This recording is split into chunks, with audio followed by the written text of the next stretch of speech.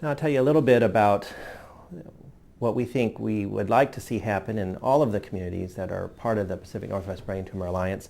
It's certainly happening here in Everett. It's certainly happening in Seattle. What it is it's an integrated approach to patient care, and it consists of 4 components. One is a multidisciplinary clinic where all of the doctors are in one place and the patient can go there to have a single appointment in which all the doctors are present and can help them treat and deal with their disease.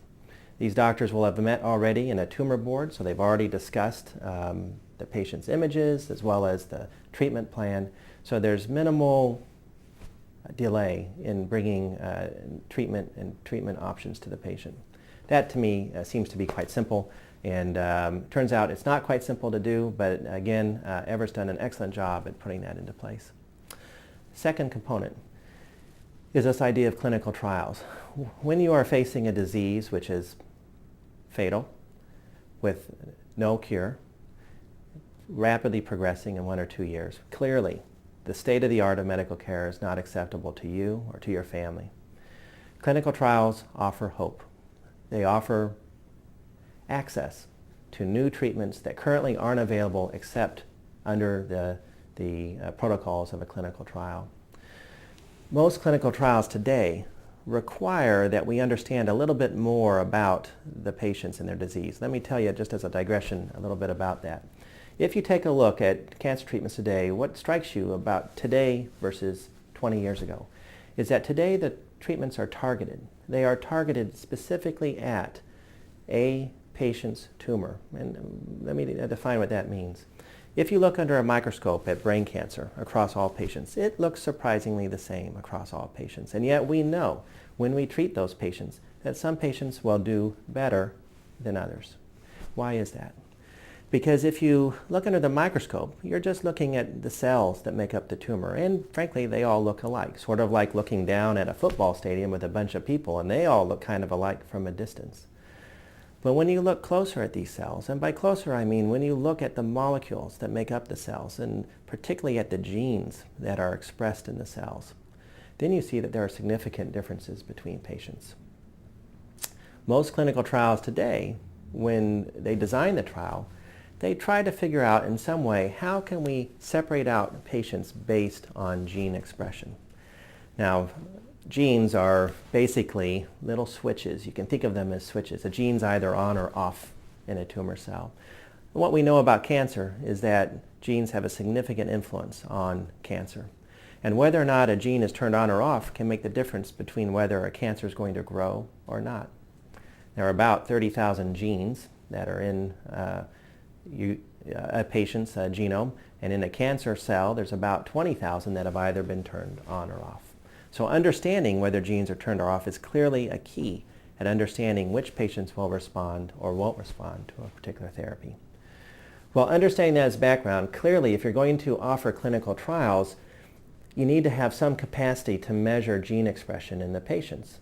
Because again, you want to be able to know whether a patient's going to respond or not. And you also want to interpret the results of your trial to see whether or not the treatment worked and why it worked. What we do through the Alliance is we offer this capability out to all of the participants in the Alliance so that you can be a doctor in Bellingham or in Everett or in Spokane or in Seattle for that matter and participate in the trial because we can provide that ability to understand gene expression in the tumor in a centralized facility. So what we're doing in essence is by grouping together and working together is we are bringing state-of-the-art clinical trials to the Pacific Northwest. These are the same clinical trials that you would get if you went to one of these big brain tumor centers. We can do that because alone, none of us have the resources to be able to do this. But by working together, then we have the resources that allow us to do this. Now, most of my patients, when they hear about clinical trials, are interested. In fact, I've never had a patient who did not say that they wouldn't do anything they could to save their life.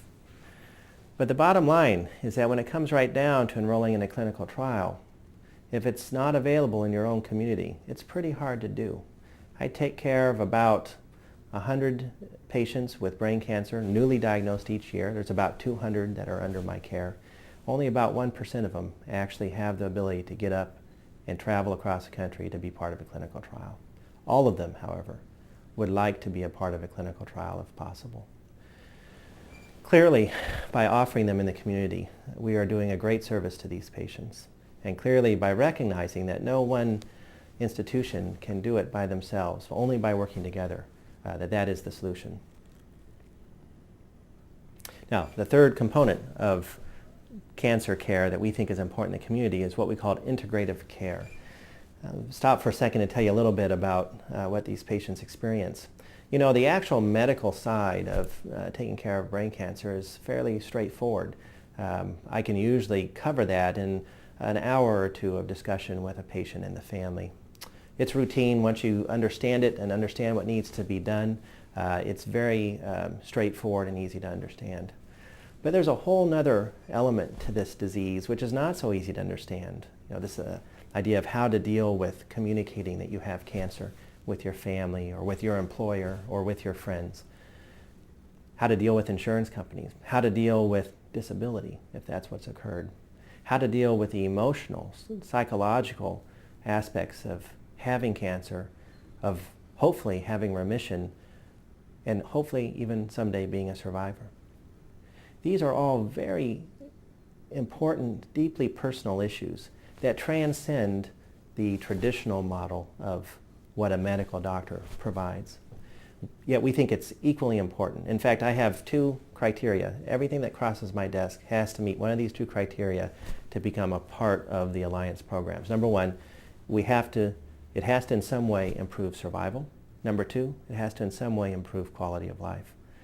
Well, integrative care is a big factor in improving quality of life. Right now, every patient has my cell phone number, and they have that because I want them to call me if they have a question, a concern, if they have a fear. Most of these calls that I get are not medical. Most of these calls I get relate to something personal, usually something deeply personal related to their family, related to their job, life-changing issues that they need help with. Now, I'm happy to take those calls, and in fact, I want to take those calls, but I'm not always available because I'm just one person, and I operate, and I see patients, and I do other things, and my cell phone rings many times when I'm in the OR, and I can't answer it. By having an integrative care coordinator, someone who is available to answer all of these questions that relate to brain cancer and yet fall outside of the traditional medical routine, is vitally important to these patients. And we envision having an integrative care coordinator in every one of our community centers. These integrative care coordinators will allow us to study quality of life, to understand what makes a difference for these patients. And again, I tell every one of my patients, quality of life improves survival. Now, we don't have a lot of proof for that, but imagine when you're under stress, when you're suffering anxiety, when you're fearful. Imagine what's happening to your health. We know that the immune system is suppressed by these sorts of negative emotional feelings. And you need that immune system to stay strong and to fight cancer. So that's just one example. I think it transcends that. If you're in a difficult chemotherapy regimen and you're wondering whether it's worth it or not, your emotional state is vitally important to your survival, to your strength, to your ability to continue with your medical therapy. We think these things are important, and we think they're equally important to what we do with clinical trials, what we do with genomic science, what I do in the operating room. And we think it's so important that it's one of the key features of these community centers. And finally, it's the community outreach, the fourth component, the Pacific Northwest Brain Tumor Alliance, the idea that any one center might see 20 to 30 of these patients a year. So alone, we can make very little difference. But together, grouped together across the state, now we're talking about 500 or 600 patients. Now, if we see 500 or 600 patients a year as a group and are able to study them as a group and offer clinical trials, we become one of the major brain cancer centers in the country. Imagine that. Well, that's what we should be. It's the Pacific Northwest. This is the region that has the University of Washington, the Fred Hutchinson Cancer Research Center, Swedish Hospital, Providence Everett Medical Center, the Province Regional Cancer Partnership, all of these wonderful biotechnology institutions, we should be one of the number one places to go for brain cancer treatment in the country.